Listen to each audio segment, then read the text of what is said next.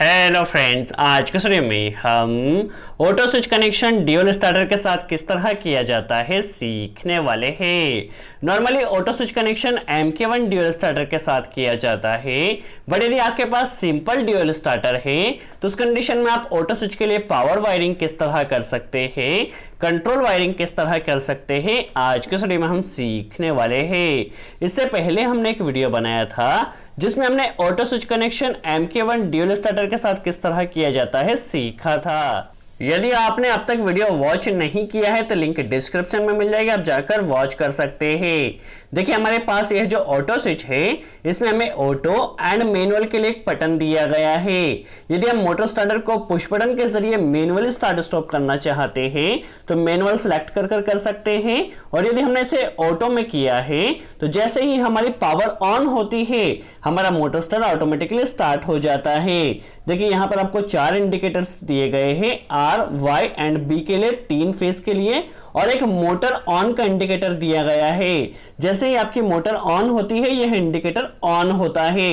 यदि आपके यहाँ तीनों फेज प्रॉपर आ रहे हैं, सब कुछ चेक होने के बाद ही आपकी मोटर ऑन होगी। चलिए इस ऑटो स्विच में कनेक्शन की बात की जाए तो कनेक्शन काफी सिंपल है। आपको यहाँ पर R, Y, B 3 फेज आपको यहाँ पर इस ऑटो स्विच में कनेक्ट करना होते हैं। और कंट्रोल वायरिंग की बात की जाए तो यहाँ पर आपको N, V, S1 and S2 दिया गया है। तो किस तरह प्रॉपर पावर वायरिंग की जाएगी, किस तरह प्रॉपर कंट्रोल वायरिंग की जाएगी, हर एक कॉन्सेप्ट को काफी आसान तरह से सीखने वाले हैं। देखिए यहाँ पर जो ऑटो, मैनुअल एंड बाईपास का बटन दिया गया है इसे आप ऑटो में सेलेक्ट कर आपके स्टार्टर को ऑटोमेटिकली स्टार्ट स्टॉप कर सकते हैं। किसी भी पर्सन को से मैनुअल स्टार्ट स्टॉप करने की जरूरत नहीं है। बट यदि आप मैनुअल पुश बटन के जरिए से स्टार्ट स्टॉप करना चाहते हैं तो मैनुअल सेलेक्ट कर आप इसे पुश बटन के जरिए भी स्टार्ट स्टॉप कर सकते हैं। यदि आपने इसे बाईपास मोड पर किया है और ऑटो स्विच को बाईपास करना चाहते हैं तो आप इसे बाईपास पर करके ऑटो स्विच को बाईपास भी कर सकते हैं। आपको कोई भी कनेक्शन रिमूव करने की वहां पर जरूरत नहीं है। चलिए सबसे पहले हम समझ लेते हैं ऑटो स्विच कनेक्ट क्यों किया जाता है। तो ये सेफ्टी पर्पस के लिए कनेक्ट किया जाता है। यदि आपकी पावर जाकर एक बार फिर से आती है तो ये आपके मोटर स्टार्टर को ऑटोमेटिकली स्टार्ट कर देता है। किसी भी पर्सन को उसे मैनुअल स्टार्ट स्टॉप करने की जरूरत नहीं है। और यदि बाय द वे आपका कोई एक फेज नहीं आ रहा है तो 2 फेज पर चलने के कारण आपकी मोटर जल भी सकती है। तो यदि कोई एक फेज नहीं आ रहा है तो ऑटो स्विच आपकी मोटर को स्टार्ट नहीं होने देगा, जो कि वहां पे प्रोटेक्शन हमें मिलने वाला है। यदि ओवर वोल्टेज या अंडर वोल्टेज कंडीशन भी होती है तो उस कंडीशन में भी आपका ऑटो स्विच मोटर स्टार्टर को ऑन नहीं होने देगा। चलिए सबसे पहले हम पावर वायरिंग की बात करें तो देखिए ऑटो स्विच में हमें R, Y and B connect करना है, और मोटर में ले जाने के लिए भी हमें R, Y and B 3 phase connect करना है। तो देखिए हमारे पास कॉन्टेक्टर में जो इनपुट टर्मिनल है यहाँ पर MCB से जो हमारे पास R फेज आया है उस R फेज को यहाँ पर हमें फर्स्ट टर्मिनल में कनेक्ट कर देना है, और ऑटो स्विच का रेड वायर को हमने वहां पे कनेक्ट कर दिया। इससे ऑटो स्विच में भी R फेज आ चुका है। Y फेज के लिए देखिए सेकंड टर्मिनल में हमने Y फेज कनेक्ट किया है और ऑटो स्विच का Y फेज भी हो चुका है। यहाँ पर B फेज को भी हमें इसी तरह से थर्ड टर्मिनल में कनेक्ट कर देना है। देखिए यहाँ पे मोटर टर्मिनल में भी आ चुका है और ऑटो स्विच का भी हमारे पास पावर वायरिंग हो चुकी है।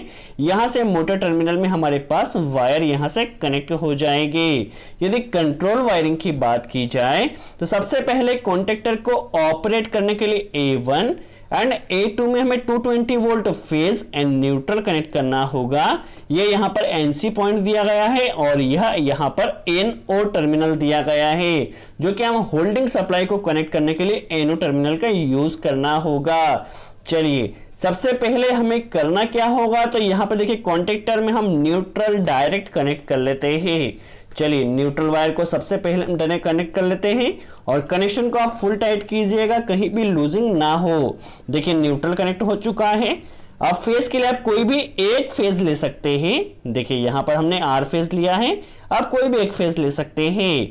इसे हमें ओवरलोड रिले के NC 0.95 पॉइंट में कनेक्ट करना है, ताकि हमारी मोटर जब भी ओवरलोड हो तो यहां से हमारी मोटर ट्रिप हो जाए। देखिए अब ओवरलोड रिले के NC से आउटपुट जो हमें मिलेगा उसे स्टॉप पुश बटन NC में कनेक्ट कर देना है। चलिए कंट्रोल वायरिंग में हमारे पास N और S1 को फिर से एक बार एन एंड S1 को हमें यहाँ पे कॉमन करना है, देखिए इस तरह से शॉर्ट करना है और इसे देखिए एन एंड S1 को ले जाकर स्टॉप पुश बटन NC का जो आउटपुट है यहाँ पर कनेक्ट कर देना है। देखिए यहाँ पर हमने कनेक्ट किया है एन एंड S1 को यहाँ पर कॉमन करके या शॉर्ट करके यहाँ पे कनेक्ट किया है। अब जो हमारे पास V वायर बचा हुआ है जो कि यहाँ पे ब्लैक वायर दिया गया है, इस V वायर को हमारे पास स्टार्ट पुश बटन का NO टर्मिनल NO एलिमेंट का जो इनपुट सिरा है यहां पर कनेक्ट कर देना है। देखिए V को यहां पर कनेक्ट किया है। जो S1 सिरा है इस S1 को हमें जो हमारे पास स्टार्ट पुश बटन का आउटपुट है यहां कनेक्ट कर देना है। प्लस यहां से हमारे मोटर स्टार्टर ने भी ऑपरेट होना चाहिए। तो यहां पर देखिए मोटर स्टार्टर को ऑपरेट करने के लिए एक कनेक्टर हमने और कनेक्ट किया है।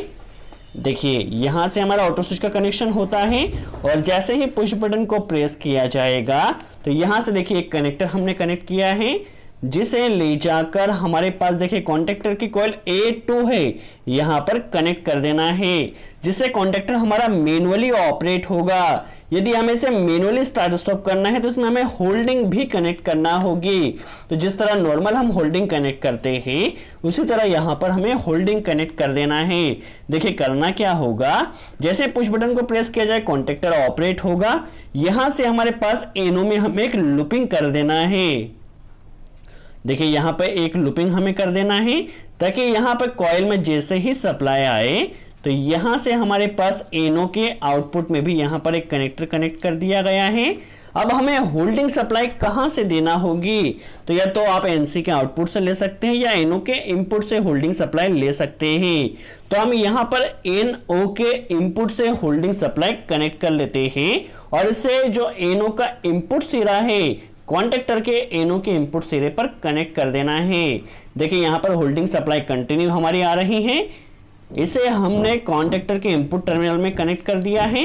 जैसे ही कॉन्टेक्टर ऑपरेट होगा तो एनओ एनसी बनेगा और यहां से हमारी कॉइल ऑपरेट होगी। देखिए अभी हम इसे स्टार्ट किए हैं। देखिए अभी हमारे पास आर वाई बी 3 फेज आ रहे हैं। देखिए आर वाई बी 3 फेज आ रहे हैं।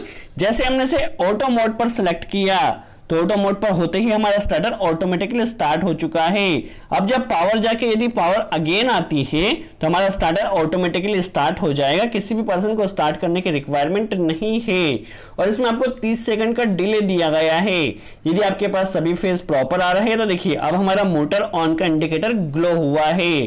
देखिए यहां पर अभी हमारा ये तो ऑटो मोड में आपने देखा। यदि हमें इसे मैनुअल मोड में पुश बटन के साथ स्टार्ट स्टॉप करना है तो देखिए अभी ऑटो मोड में ऑटोमेटिकली स्टार्ट स्टॉप हो रहा है। देखिए हम इसे एक बार मैनुअल मोड में कर लेते हैं और देखते हैं किस तरह ये वर्क कर रहा है। अभी हम पावर अगेन ऑन करते हैं। देखिए अगेन हमारा स्टार्टर ऑन हो चुका है। देखिए मैनुअल मोड में हमने जैसे ही किया पुश बटन से स्टार्ट हो चुका है, स्टॉप हो चुका है। स्टार्ट यहां से हुआ है, स्टॉप यहां से हुआ है। तो यदि हमें मैनुअली स्टार्ट स्टॉप करना है तो हम इसे मैनुअल सेलेक्ट कर सकते हैं। यदि हम इसे ऑटो स्विच के जरिए स्टार्ट स्टॉप करना चाहते हैं तो ऑटो पर सिलेक्ट कर सकते हैं। यदि बाईपास करना चाहते हैं और हम पुश बटन से स्टार्ट स्टॉप करना चाहते हैं तो बाईपास का फंक्शन भी दिया गया है। इस ऑटो स्विच का कनेक्शन काफी सिंपल है और यदि आपकी मोटर में कोई भी फॉल्ट आता है तो उस कंडीशन में भी ऑटो स्विच आपकी मोटर को स्टार्ट नहीं होने देगा। देखिए इस तरह आपने वॉच किया किस तरह ऑटो स्विच प्रॉपर कनेक्शन किया जाता है। देखिए यहां से स्टार्ट हो रही है और यहां से स्टॉप हो रही है। यदि आप इस स्टार्टर का ऑटो स्विच का कनेक्शन MK1 ड्यूल स्टार्टर के साथ करना चाहते हैं तो इसके ऊपर हमने ऑलरेडी वीडियो बनाया जिसकी लिंक आपको डिस्क्रिप्शन में मिल जाएगी। सो आई होप आपको क्लियर हुआ हो ऑटो स्विच के लिए पावर वायरिंग किस तरह की जाती है, कंट्रोल वायरिंग किस तरह की जाती है। यदि वीडियो अच्छा लगा हो तो लाइक का बटन जरूर प्रेस करें। कोई डाउट हो तो कमेंट्स में जरूर पूछे। सो आज के लिए इतना ही। Thanks friends.